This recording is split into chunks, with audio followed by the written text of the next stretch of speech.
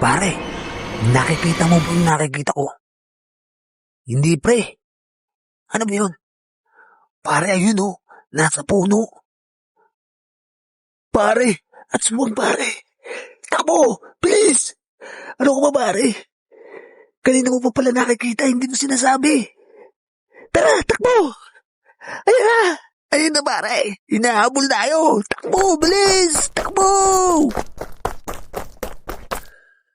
Tahimik ang gabi sa baler.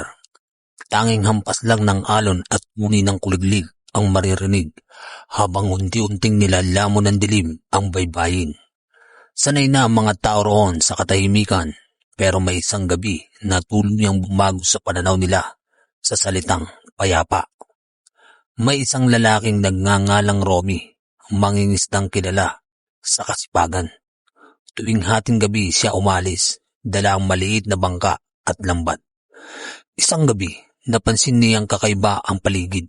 Masyadong tahimik, parang may nagmamasid. Habang nasa gitna siya ng dagat, may naamoy siyang mabaho, parang bulok na karne. Akala niya ay patay na isda lang. Pero nang lingunin niya ang pangpang, may nakita siyang hugis taong nakatayo sa ilalim ng punong niyog.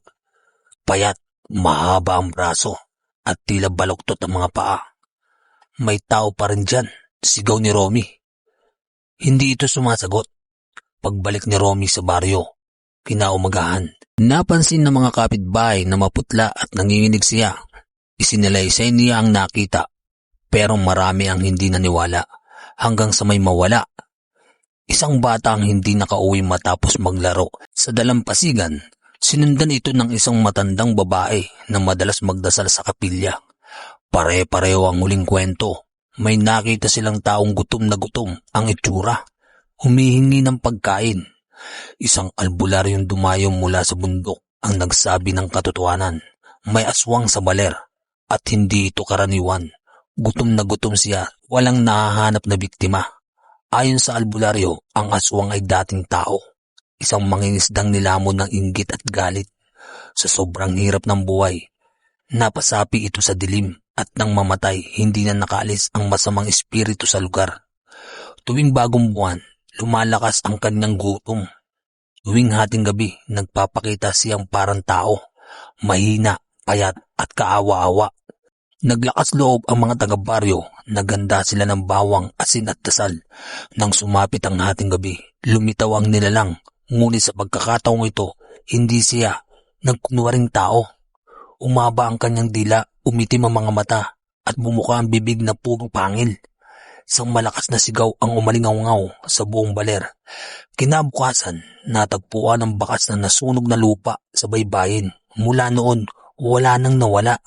Ngunit may babala ang matatanda kapag may naamoy kang bulok sa hangin. At may humingi ng pagkain sa dilim, huwag kang lalapit. Baka gutom na aswang na ang kaharap mo. Hanggang ngayon, kapag tahimik ang gabi sa baler, may ilan pa rin nagsasabing may aninong naglalakad sa baybayin. Naghahanap ng susunod na kakainin. Akala ng mga taga-baler tapos na ang lahat. Tahimik na muli ang baybayin, wala nang nawawala. Wala nang mabawang amoy na biglang sumusulpot sa hangin. Muling nagbalik ang mga mangingisda sa hating gabi. Oras na dati kinakatakutan na nila. Pero ang kasamaan hindi basta nawawala kapag hindi pa busog. Isang linggo matapos ang uling insidente, may dumating na dayuhang videographer na si Marco. Naghahanap siya ng kakaibang content.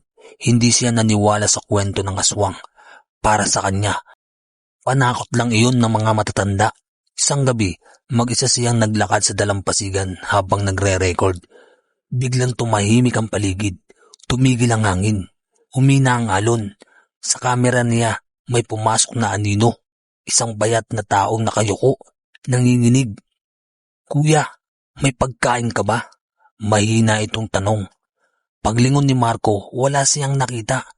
Pero sa kamera, malinaw ang muka. Lubog ang mata, nangingitim ang balat at may tumutulong laway sa bibig. Tumakbo siya pa uwi sa inuupaang kubo, pero sa bawat hakbang sumusunod ang amoy na bulok.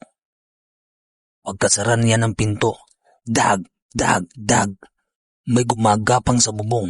Sa maliit na siwang, nasilihan niya ang baligtad na ulo ng nilalang. Ngumiti ito. Nahati ang bibig hanggang tenga. Matagal na akong gutom. Ika niya. Sa kabilang baryo, nagising ang matatanda sa biglang tahol ng mga aso. Alam na nila ang sinyales. Bumalik ang aswang. Mabilis silang nagdasal at nagsindi ng kandila.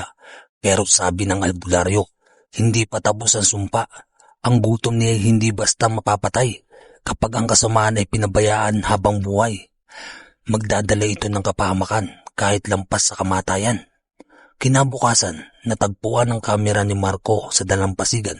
Basag, puno ng putik at asin, walang bangkay, walang dugo. Ngunit sa huling video, may isang aninong nakatayo sa likod na nagre-record. Nakangiti ito at pabulo na nagsabi, "Hindi pa ako busog."